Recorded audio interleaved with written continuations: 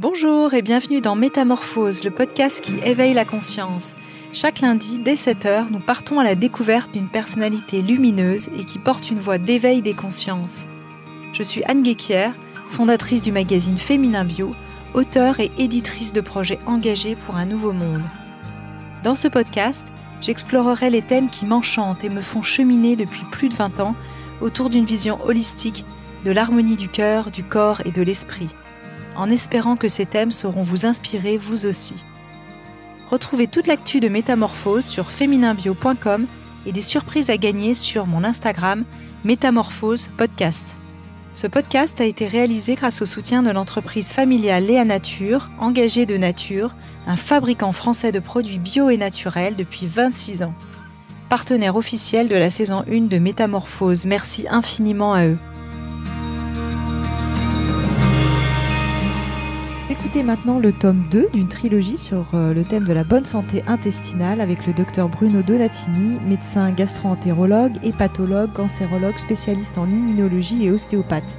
Nous allons aborder dans ce volet comment établir un bon diagnostic, l'état des recherches sur ces sujets et à quel type de praticien peut-on s'adresser. Bonjour docteur Donatini. Bonjour. Rebonjour pour ceux qui nous suivent. Alors cette première question, pour faire un diagnostic de la fermentation intestinale, vous avez mis au point un test respiratoire qui analyse les lieux et stades de fermentation intestinale avec un appareil qui est le GAZ-test. Donc cette méthode n'est pas nouvelle, mais elle méritait une amélioration parce que la technique s'est beaucoup améliorée. Le premier, je dirais, à l'avoir utilisé de façon assez importante est Ledochowski, puis Pimentel. On est dans les années 70.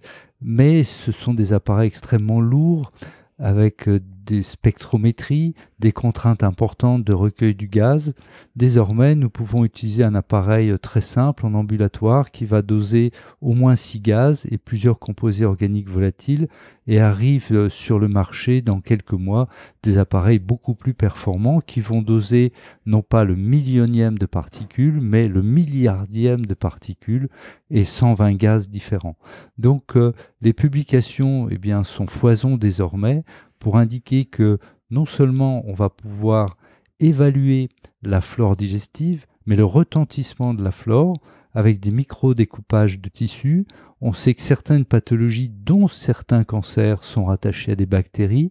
Donc on va pouvoir détecter des empreintes de risque tumoral ou des empreintes d'inflammation cérébrale. Il y a un gaz particulier dans la schizophrénie, par exemple. Ah oui ? Donc on va avoir des outils de diagnostic assez, je dirais, déconcertants, puisque on va pouvoir, il faudra prendre beaucoup de précautions, puisque le diagnostic, c'est quand même un acte avec de grandes conséquences, mais on va avoir un outil qui va réellement révolutionner la médecine. C'est même pas demain, c'est d'aujourd'hui, puisque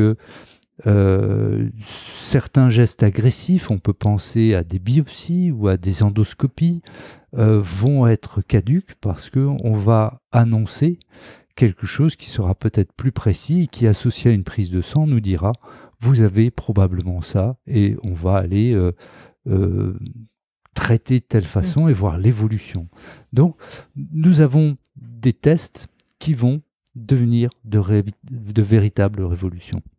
Ces tests, c'est pratiqué. Alors, évidemment, vous formez des praticiens, mais est-ce que c'est également pratiqué par d'autres équipes de recherche à travers le monde ? Est-ce qu'il y a des personnes qui utilisent ce type d'appareil ? Je crois qu'en Suisse, il y a une équipe qui travaille dessus.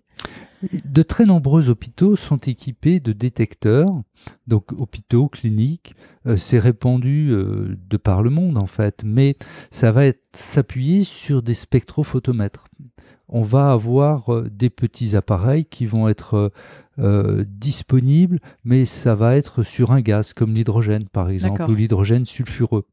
Mais là, je dirais, toutes les équipes se battent pour mettre au point détecteurs et logiciels associés afin de déterminer des pathologies types. Et là, on est dans le foisonnement de recherche et je dirais la détermination d'une part de la sensibilité et de la spécificité. puisque, encore une fois, rien ne serait pire que de commettre un faux diagnostic aboutissant à des traitements erronés. Donc la spécificité est très importante. On est encore dans cette étape. Néanmoins, pour, je dirais, la dysbiose usuelle, qui peut être prise en charge par des conseils alimentaires, vérifiée en termes d'efficacité par une amélioration des symptômes, si la prise en charge est dénuée de risques, ça ne pose pas de problème. Néanmoins, on parle d'outils qui vont très vite peut-être s'orienter vers des dépistages de cancers, de maladies neurodégénératives, de syndromes métaboliques précoces, puisque la flore est en grande partie responsable de tout ça. Et vous le dites si bien qu'il est absolument essentiel, ça paraît tomber sous le sens, mais de faire un bon diagnostic. C'est-à-dire que sinon on va appliquer un traitement, mais qui sera, si on fait un mauvais diagnostic, mais qui ne sera pas forcément adapté à la spécificité du patient. Tout à fait.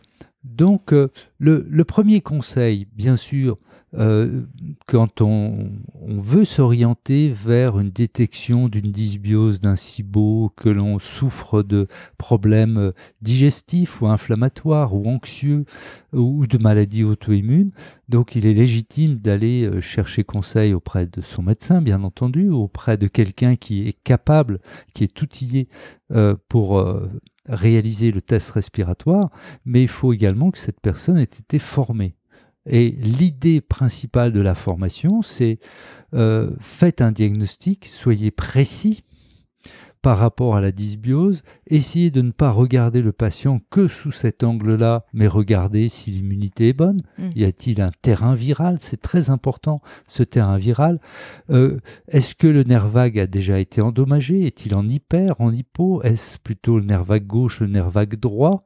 Donc il faut associer ces trois éléments, le virus, la dysbiose et l'atteinte du nerf vague. Donc il y a un volet intégratif. C'est une formation complète. Ce n'est pas qu'une personne à qui on a enseigné comment lire un test respiratoire. Quel grand virus aujourd'hui pose problème que vous retrouvez couramment? Les virus qui posent problème sont les herpesvirus. D'accord. Ce sont des infections virales chroniques qui sont neurotropes, donc qui touchent le nerf vague. Les grands virus, l'herpès simplex, type 1 ou 2. Le deuxième, le virus d'Epstein-Barr, qui peut être latent, quiescent, peu agressif ou au contraire envahir l'ensemble des vaisseaux, des neurones, y compris le système nerveux central, paralyser le tube digestif. Le cytomégalovirus, qui est un immunosuppresseur extrêmement puissant et qui va donner des problèmes de fertilité, qui peut infecter le fœtus, mais qui peut donner de nombreux aftes et puis favoriser le cancer comme le cancer de l'estomac. L'Epstein-Barr aussi d'ailleurs. Vous parlez aussi de parodontite par exemple? La maladie parodontale est un grand signe d'atteinte virale herpétique. Donc au-delà des aftes, des saignements de gencives, du bouton de fièvre, on va avoir les signes d'immunosuppression qui sont l'apparition d'asthme tardif, de réactions cutanées tardives. Tout ça, ce n'est pas très bon, ou d'infections à répétition. Donc ça, c'est le volet des herpesvirus. C'est l'alerte absolue. On ne doit pas avoir ça. Le deuxième, on doit avoir une motricité digestive de parfaite qualité, c'est-à-dire votre estomac doit se vider avec une régularité qui permet une absorption régulière. Il ne doit pas y avoir de blocage, on ne doit pas avoir d'alternance, de constipation, de diarrhée. On doit avoir ce qu'on appelle une bonne cohérence cardiaque, c'est-à-dire que quand vous respirez lentement, la fréquence cardiaque doit s'abaisser. Oui. Donc tout ça, on doit finalement s'adapter à l'anxiété, trouver des solutions, arriver à maîtriser son stress, arriver à apprendre. La résilience, c'est aussi un nerf vague de qualité. Donc ça, c'est le volet nerf vague. Donc ces éléments doivent être perçus par le patient, clairement exprimés. On doit chercher un thérapeute qui connaît le nerf vague, le biote et le virus. Alors ça, c'est très clair. Et quel autre test, quel type de test faites-vous? L'échographie, analyse de sang, urine, sel qu'est-ce qu'on peut dire aussi à ce niveau-là? Toujours dans le même esprit de cloisonnement en 3 temps. Le premier volet, c'est le virus, la clinique, la prise de sang pour les taux d'anticorps, la sérologie. On peut aller jusqu'à à l'analyse au niveau de la salive ou d'un frottis du génome, c'est l'amplification génique. On va trouver les virus, aussi bien herpès que Epstein-Barr, que cytomégalovirus, voire un papillomavirus qui est en général un complice pro-tumoral qui va profiter de l'immunosuppression, également par frottis, soit au niveau buccal, soit au niveau gynéco. Donc ça, c'est le volet 1 qui permet vraiment d'asseoir le diagnostic avec une grande précision. Le deuxième, c'est la dysbiose, c'est le test respiratoire, c'est la référence désormais. Le troisième, c'est le nerf vague, où là, on va finalement être un petit peu démuni, sauf à mesurer la cohérence cardiaque. Il existe de plus en plus de logiciels permettant de le faire. On peut apprécier cette cohérence par un test simple fait lorsque vous allez demander un certificat médical pour l'activité physique. C'est le test de Ruffier, c'est 30 flexions de jambes pendant 45 secondes. Normalement, votre rythme respiratoire cardiaque ne doit pas aller très haut et vous devez avoir récupéré en 1 minute. Sinon, vous avez une déficience vagale droite. Et enfin, on a l'échographie. L'échographie, pour le tube digestif, est encore méconnue, surtout en France. De nombreux livres ont été publiés en Norvège, en Allemagne, sur l'échographie du tube digestif. Il est encore peu associé à l'ostéopathie, mais c'est un outil merveilleux. Il permet de savoir si l'intestin se vide et si l'estomac se vide. Donc le patient vient à jeun, on pose la sonde d'échographie sur l'estomac, le duodénum, et on observe une vidange toutes les minutes ou 2 fois par minute à la simple pression, une bonne coordination, c'est-à-dire une pression en aval et une ouverture en amont. Donc le liquide est aspiré véritablement et on peut faire tout l'intestin grêle, donc estomac, duodénum, intestin grêle de cette façon, et voir s'il y a une zone spasmée, une zone distendue. Donc c'est très précis. C'est très précis. Donc localisation du gaz, épaisseur de la muqueuse, motricité, tout est analysé en une dizaine de minutes avec quelques gestes simples qu'on peut qualifier d'ostéopathie, mais extrêmement simples. Et en plus, c'est effectivement sans problème pour le patient. Et ça m'emmène au sujet suivant. Qu'est-ce que vous pensez justement des différents contrôles comme les fibroscopies, endoscopies, coloscopies, coloscanners, etc. C'est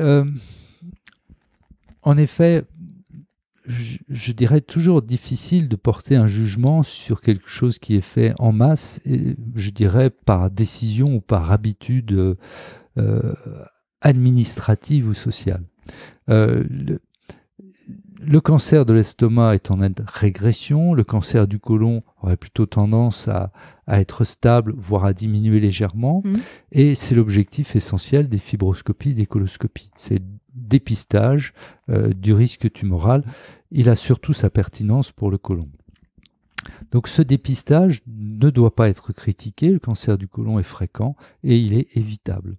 Néanmoins, je pense que les nouveaux outils vont permettre de dépister en ayant moins de risques. On sait que la coloscopie est tout de même risquée, il y a un risque d'hémorragie, de perforation, c'est souvent sous anesthésie, ce n'est pas anodin, y compris pour le nerf vague. Dernier élément, je dirais, en défaveur du coloscope, c'est qu'un coloscope n'est pas stérilisé, il n'est pas autoclavé. Donc il est simplement rincé, nettoyé, et le risque de transmission du prion est réel, puisque un prion ne peut pas être détruit par un nettoyant, par une désinfection. Donc plus on multiplie le risque de coloscopie, plus on risque de créer une greffe fécale avec des prions plutôt néfastes. Et ça, c'est très problématique.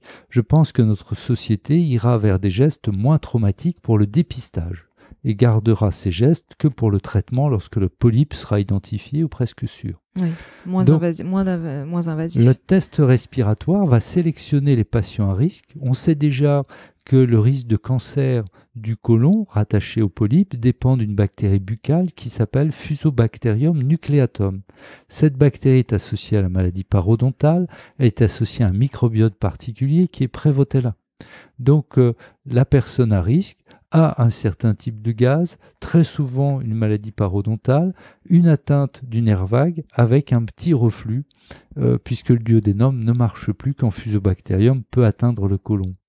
Donc le patient type pourra être détecté. Il existe des prises de sang comme la septine 9 méthylée qui, associées à la calprotectine, font pratiquement aussi bien en termes de dépistage. Donc il est très probable que, et ce n'est pas une surprise, les nouvelles technologies changent l'ordre des priorités dans un dépistage afin d'assurer un moindre risque de contamination à l'avenir. D'accord. Quant au test plutôt sur l'ADN ou ce type de test? Donc la septine 9 méthylée, c'est un test sur l'ADN. Oui. Il est recommandé aux États-Unis, où on ne fait plus de coloscopie. On peut le recommander, il n'est pas encore pris en charge par la Sécurité sociale en France, mais il est disponible. Donc ce sont de très bons tests. D'accord. Alors vos recherches vous ont conduit à développer la mycothérapie à base de mycélium et d'huile essentielle microdosée. Alors expliquez-nous un petit peu ces remèdes. Le concept de fond est plus la flore est riche, plus vous êtes en bonne santé. C'est un dogme évident, mais totalement oublié et je dirais décliné de façon parfois tout à fait anormale. Et ça aboutit soit à des régimes restrictifs, donc parfois ou des jeûnes, ce qui ne va pas enrichir une flore. Donc premièrement, si on part de ce concept, une flore riche donne une bonne immunité et doit être préférée, ça vous permet de recoller avec des grandes notions plus ou moins déterminées actuellement par les études, c'est-à-dire qu'une flore rurale va diminuer le risque d'asthme, augmenter l'immunité, baisser les maladies infectieuses, et ceux qui jardinent ont en général une meilleure santé, ceux qui nettoient leur vaisselle à la main ont des enfants qui ont une meilleure santé et une flore plus riche, et en effet on constate que les gens avec une flore riche vont beaucoup mieux. Deuxième grand volet, quand on mange du bio issu de la terre, eh bien on a moins certaines pathologies. Donc ça s'appuie sur cette idée simple qui est plus on est nombreux, eh bien, moins il y a d'aberrations. C'est vrai pour les individus, c'est vrai pour les bactéries. Si vous avez une flore riche, elles vont laisser moins à manger pour les autres et vous aurez votre muqueuse qui sera protégée par des gardiens.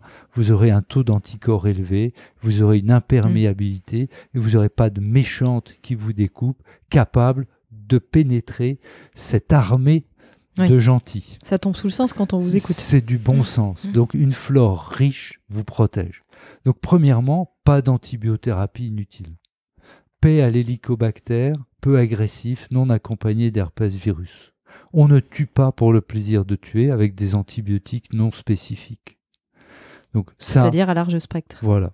Deuxièmement, tout ce qui va être désinfectant ne doit pas atteindre le grêle, et en tout cas la première partie du grêle, ni du duodénum qui protège le foie et le pancréas. Alors là, donnons des exemples parce que l'huile essentielle en gélule est interdite. Elle va brûler votre intestin, elle va le ruiner, vous aurez une flore pauvre et vous aurez une cicatrice à la place d'avoir une muqueuse. L'argent colloïdal, c'est un non-sens, c'est un désinfectant pour bloc opératoire. Ça n'a rien à faire dans un tube digestif. On ne ruine pas sa flore, on passe pas son temps dans les piscines avec du chlore. Il n'y a que des mauvaises bactéries et vous n'y trouverez aucune flore intéressante. Vous aurez une flore pauvre. On ne tue pas sa flore. On enrichit sa flore. C'est comme la culture. Oui, vous prenez une bonne culture n'est pas une culture spécifique. C'est une culture multiethnique. Oui, et puis vous prenez l'analogie du jardin. Bien sûr. On ne carchérise pas son jardin. Non, ça viendrait à l'idée de personne de passer de l'eau de Javel avant de planter ses graines. Eh bien, c'est de la même façon, on ne passe pas son tube digestif à l'eau de Javel, à l'argent colloïdal, à l'huile essentielle ou à l'antibiotique, en espérant réimplanter avec un probiotique de yaourt une flore qui a mis plusieurs générations à se sélectionner, à créer une fertilité et à protéger l'enfant à la sortie de l'utérus. Oui, voilà. Nous sommes extrêmement bien faits. Alors, poursuivons sur la mycothérapie, justement. Qu'est-ce que c'est ? Donc, l'idée de départ sur ce dogme d'une flore riche, c'est comment peut-on avoir dans un aliment bio le maximum de flore?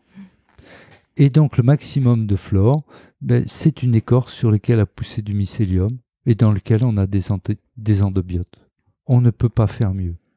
C'est-à-dire qu'un jardin, c'est le principe de la permaculture. Un jardin, c'est parfois des herbes folles, mais beaucoup de bois raméal fragmenté, c'est-à-dire du bois mycorhizé, c'est de l'écorce mycorhizée. Le champignon va extraire les nutriments de la terre, les distribuer partout, c'est un vaste tissu à la surface de la terre. Il va être recouvert de bactéries qui auront leur virus, petits virus. Ce sont des poupées russes qui s'assemblent. D'accord. Le champignon couvert de bactéries qui contient des phages. Et ce sont les phages qui déterminent notre flore. Parce que le phage va tuer les bactéries concurrentes. Les fameux bactériophages, voilà. Oui. Et donc, le mycélium, c'est une des rares choses qui puisse rentrer dans un légume et l'habiter. Et il va permettre à la bactérie qui est favorable de rentrer avec lui, avec son phage. Donc, vous avez un endobiote qui est... c'est un véhicule, en fait. C'est un véhicule. Et donc, vous avez l'endobiote qui est extrêmement bénéfique avec son phage et qui interdit à l'exobiote, qui est le fumier, le compost, qui va recycler et détruire tout. Donc la vie n'est possible que s'il y a un endobiote. Et cet endobiote, c'est le mycélium poussé sur écorce. Donc il peut y en avoir plusieurs, et on peut en faire des cultures, c'est ça? Absolument. Donc vous pouvez, par simple repiquage d'un produit qui est totalement naturel, qui est de l'écorce d'arbres poussés dans nos forêts. Les forêts sont très peu contaminées et qui vont être poussées à l'abri, bien sûr, des contaminants extérieurs, métaux lourds, parce que le champignon a tendance à accumuler les nutriments, mais aussi les métaux lourds. Et donc, cette culture extrêmement favorisée par les phages, parce qu'un champignon ne permet aucune autre pousse. Il n'y a pas de levure dans une culture de champignons. Et vous avez des bactéries très sélectionnées, symbiotiques. Et donc, l'idée, c'était cette symbiose va aider à enrichir la flore, à stimuler l'immunité et à finalement implanter des phages dans une muqueuse. Et ça marche très très bien. D'accord, vous avez des résultats Oui. Les premières publications ont concerné les herpesvirus. C'est l'ennemi public numéro 1. Donc, un champignon comme le Coriolus, plus accessoirement le Ganoderme, éventuellement le Phélinus, vont vous débarrasser, la plupart du temps, 95%, des herpesvirus. Première publication, il y a une dizaine d'années. La deuxième a suivi, c'était sur le virus d'Epstein-Barr. Oui. Et la troisième sur le papillomavirus. Le CMV disparaît de fait. Donc on voit cliniquement et sérologiquement et par amplification génique tout ce volet. Les champignons sont tellement riches qu'ils modifient la flore et l'herpesvirus n'a plus sa place. Dès que vous réintroduisez une bactérie nitritogène, vous avez une disparition des herpesvirus. Premier volet. Une fois que vous avez une flore riche, votre muqueuse va être reprotégée, elle se réépaissit, vous réabsorbez les sucres, vous baissez l'absorption. Si vous voulez aller un peu plus vite, vous pouvez mettre des micro-quantités d'huile essentielle, mais c'est du 40e de goutte. Oui. Et l'objectif, c'est de changer la flore buccale. C'est du microdosage, c'est presque informationnel. Voilà. Par exemple, c'est la flore buccale qui domine. La flore buccale contient à peu près 1000 fois plus de phages que la flore de l'estomac, qui contient 1000 fois plus de phages que la flore colique. Donc la flore buccale domine. La flore nitritogène qui stimule notre immunité et qui permet à l'herpesvirus d'être contrôlé est à 50% dans la glande sous-maxillaire, puisque la glande sous-maxillaire concentre 20 fois les nitrates qui sont le substrat. Incroyable. Donc, vous absorbez les nitrites, ça circule dans le sang, c'est capté par la glande salivaire et c'est transformé localement dans la bouche pour être redégluti, transformé en nitrite et monoxyde d'azote qui est le relaxant au niveau vasculaire et digestif. Si vous n'avez pas ça, vous avez des spasmes et vous faites de l'herpès. Donc, la glande sous-maxillaire détermine votre santé. 50% du NGF, c'est-à-dire du facteur qui répare le nerf, y compris le nerf vague, c'est la sous-maxillaire également. Et c'est sous la dépendance de la flore. Wow. Donc la flore buccale avec ces phages, avec ces bactéries de la sous-maxillaire, détermine. On n'oublie pas que c'est tout de suite à la sortie sous-crânienne que le nerf vague va innerver la sous-maxillaire. On peut la masser un peu déjà pour la soulager comme ça spontanément. Qu'est-ce qu'on peut faire? Là, on retombe sur un concept presque ostéopathique qui est l'équilibre de l'articulation temporomandibulaire. Oui, je rappelle, docteur Donatini, que vous êtes également ostéopathe. Donc, la question qui se pose, c'est est-ce que justement ce travail ostéopathique de l'articulation temporomandibulaire, de la libération sous-occipitale, de la libération du nerf vague, de l'ostéopathie crânienne avec le roulement temporal. On rappelle que le nerf vague sort dans l'os pétreux, qui est un os du temporal et qui peut être travaillé en ostéopathie. Donc, est-ce que ce travail ne va pas améliorer la flore buccale? Très probablement. Est-ce que c'est suffisant? Je ne le pense pas. Il faut aussi que l'alimentation joue, il faut aussi que l'endobiote soit là, mais ça participe étroitement. Je rappellerai également que ce muscle masséter, qui est un des muscles masticateurs impliqués dans la mobilité de l'articulation temporomandibulaire, est un marqueur de la sarcopénie, c'est-à-dire de la carence en muscle. C'est corrélé avec le muscle psoas, qui est également corrélé avec la survie. Et que vous mesurez quand vous faites des échographies. Que l'on va mesurer en échographie pour savoir où en est le patient en termes d'absorption des protéines. Ce muscle psoas permet l'évacuation du bas de l'intestin et la bonne motricité. Donc si vous faites du sport en torsion avec soit du vélo, soit de la marche rapide, en levant bien les genoux, vous viderez bien mieux et vous aurez un nerf vague plus performant. Voire même en yoga avec des postures de genoux. Exactement. Donc tout ça, ça va se recouper. On est vraiment dans des notions, on a envie de dire, collectives, ancestrales, évidentes, qu'on a tendance à oublier quand on est un citadin occidental passant sa vie assis et en train d'atrophier ses psoas. On a tendance à oublier que ce volume du psoas est nécessaire à la survie et est corrélé avec la mortalité dès que vous avez un geste chirurgical ou une urgence avec je dirais, un épisode infectieux sévère. Alors on arrive à la fin de ce deuxième volet. Je ne voudrais pas le terminer sans donner aussi des adresses. Vous avez formé plus de 200 praticiens en France. Je crois qu'aujourd'hui vous ne prenez plus de nouveaux patients parce qu'évidemment les gens qui vont vous écouter vont vouloir se précipiter et appeler le standard il y a 1 an aujourd'hui pour avoir un rendez-vous, ou alors vous les prenez au compte-gouttes. En revanche, vous avez formé plein de gens en France et là je renvoie peut-être vers le site internet qui est ecim.pro, c'est bien ça? C'est tout à fait ça. Ok. Je crois que et puis vous enseignez aussi. Alors vous pouvez peut-être en parler très rapidement avant qu'on conclue. Donc la reconnaissance de ces approches qui permettent de vivre plus longtemps et mieux commence à se concrétiser petit à petit. Et j'interviens depuis cette année dans un diplôme universitaire de Créteil sur un diplôme qu'on appelle anti-aging, on va dire le mieux vivre plus longtemps. Très bien. Eh bien, docteur Donatini, merci infiniment pour ce deuxième volet. Je donne rendez-vous à nos auditeurs pour un 3e tome. À bientôt. Merci. Merci de nous avoir écoutés. Pour me retrouver chaque semaine, abonnez-vous gratuitement sur Apple Podcast ou sur votre plateforme préférée.